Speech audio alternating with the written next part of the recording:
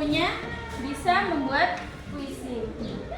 Kemudian langkah-langkah yang harus kita perhatikan sebelum membuat puisi. Yang pertama yaitu menyimak pembacaan puisi secara lengkap atau utuh. Ikut serta melibatkan daya hayal kita dalam isi puisi yang sedang ingin kita buat. Misal, jadi ketika kita mau membuat puisi, kita harus mengutamakan daya hayal kita. Berhayal, karena puisi ini merupakan keindahan kata-kata. Jadi gimana kita membuat suatu puisi seindah mungkin. Kemudian yaitu menentukan tema, kemudian menentukan rasa, kemudian menentukan suatu amanat yang ada dalam puisi. Gimana caranya saat seseorang mendengar puisi yang kita buat, dia langsung tersirat, oh berarti puisi ini tentang ini, rasanya kayak gini, amanat yang harus diambil seperti ini. Kemudian yaitu menyimpulkan makna keseluruhan hati isi puisi. Jadi rata-rata pembuat puisi itu adalah dia menyuarakan isi hatinya melalui puisi gitu.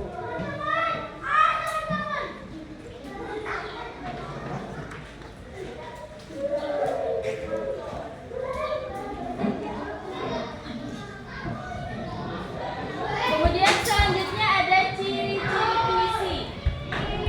Yang pertama yaitu ditulis dalam bentuk garis berjejer ke bawah secara berkelompok. Biasanya orang yang tulis puisi pasti per paragraf 1, 2, 3, 4. Habis itu ini pertama, baru di bawah lagi kan. Rata-rata seperti itu. Jadi per bait biasanya puisi ditulis. Kemudian kelompok garis tersusun dalam bait. Terdapat pola bunyi atau rima. Biasanya kalau akhirannya A, semua bisa A, B, dan lain sebagainya. Bisa A, bisa B. Rima, siapa yang tahu rima? Rima. Tadi kalau A semua, kalau B semua bagian. Kalau A, B. Jadi sumbernya apa?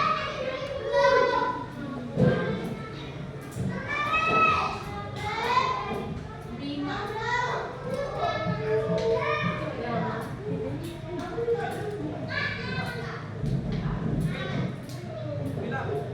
Rima merupakan penataan unsur bunyi yang ada dalam kata. Jadi itu tadi, misal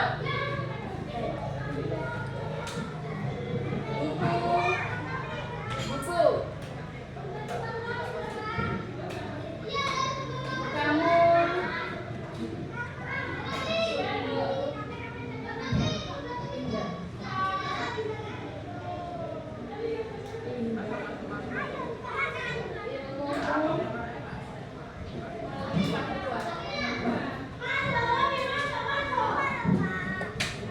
nah ini yang dinamakan rima, yaitu katanya ini bersambung.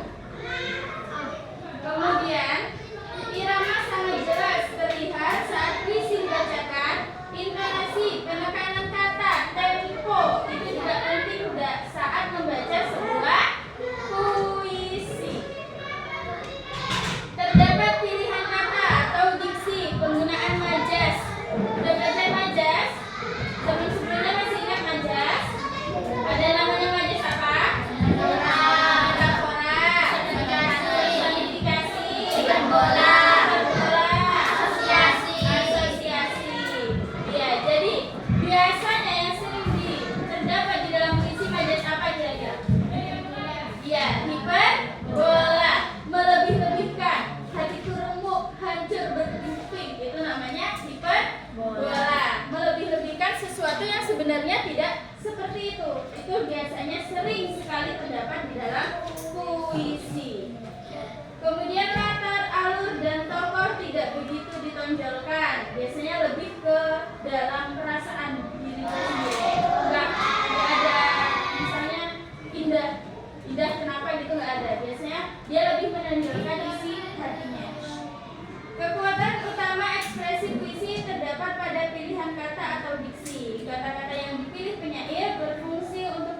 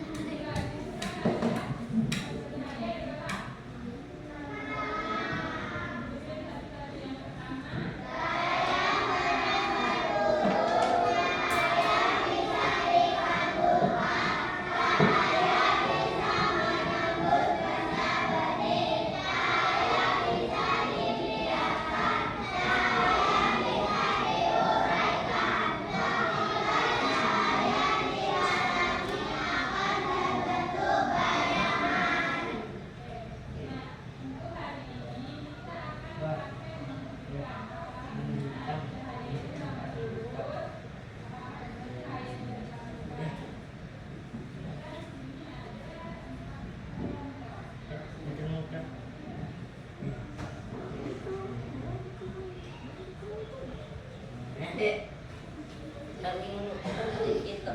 Beneran hitam. Hitam ini. Motor aku mau. Boleh makan tapi tetap Kan? Ini kita ketika pertama sudah masuk.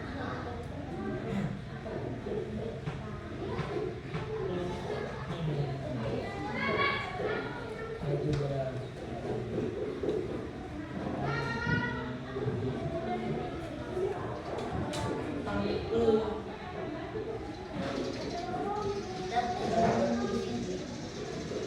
Gambar ini ya. Ini gambar. Oh iya.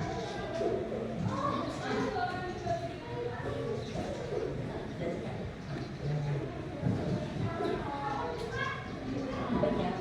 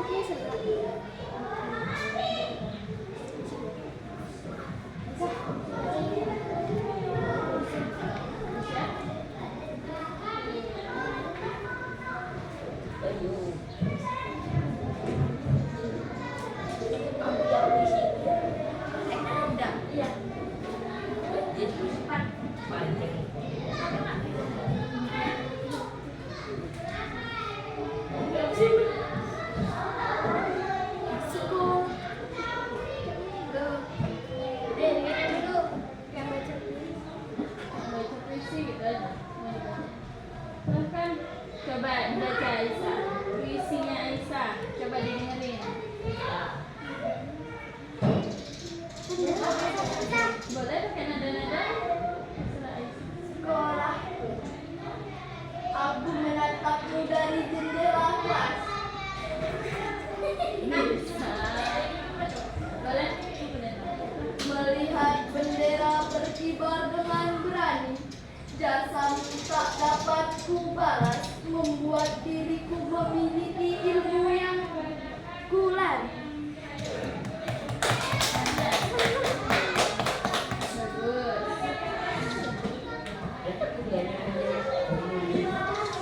Yang lainnya gimana? Udah siap? Kalau yang udah siap boleh dikumpulkan aja.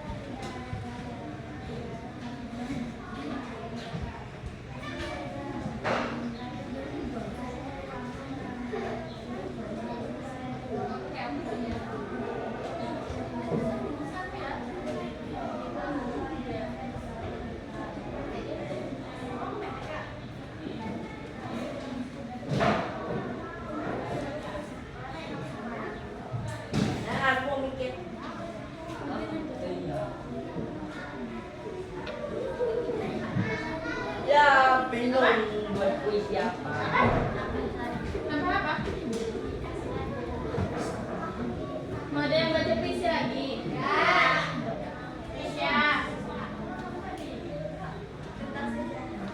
Coba tengok.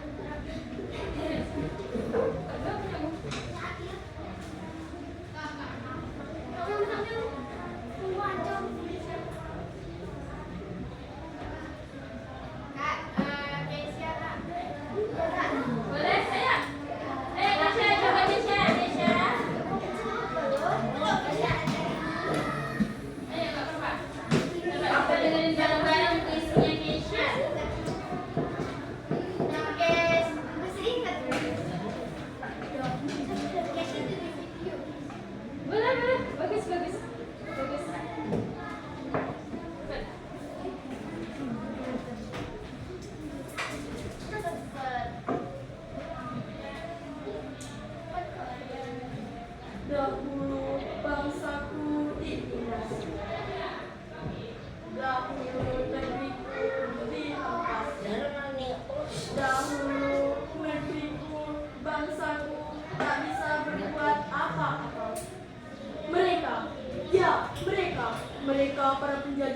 bangsa Indonesia. Mereka para penjajah perbekas Indonesia.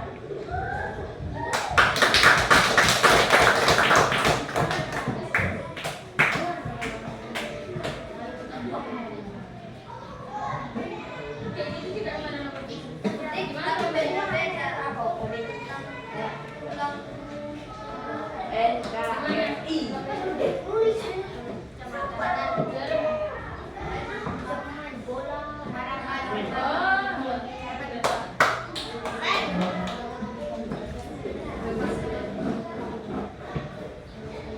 Dia sudah.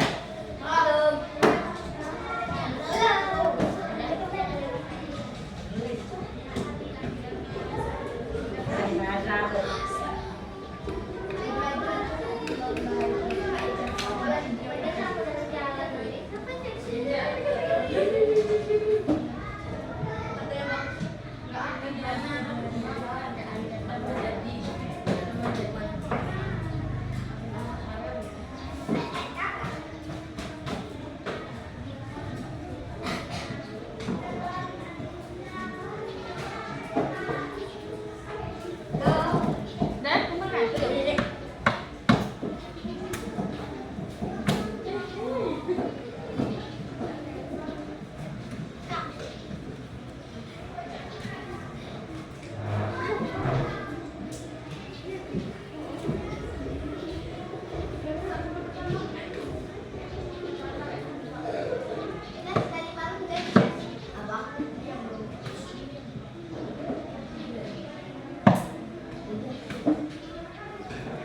Udah dikit.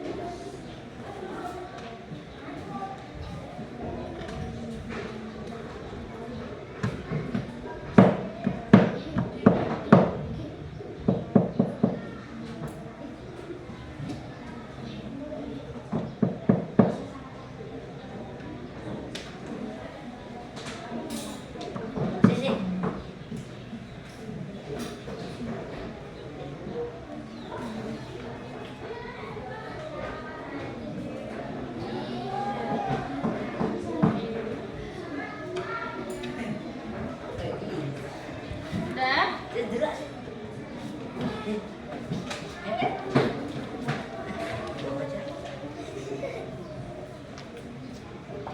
Potong bukunya itu dikit. Bentar.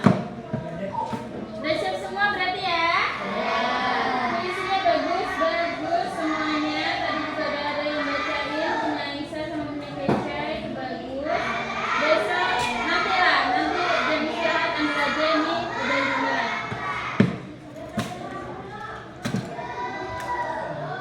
Gimana tadi paham tentang puisi? Berarti udah pada paham ya? Udah bisa membuat puisi, udah tahu apa itu puisi, unsur-unsurnya apa aja, ciri-cirinya apa aja. Jadi jangan dilupakan. Udah bisa buat puisi semuanya, bagus.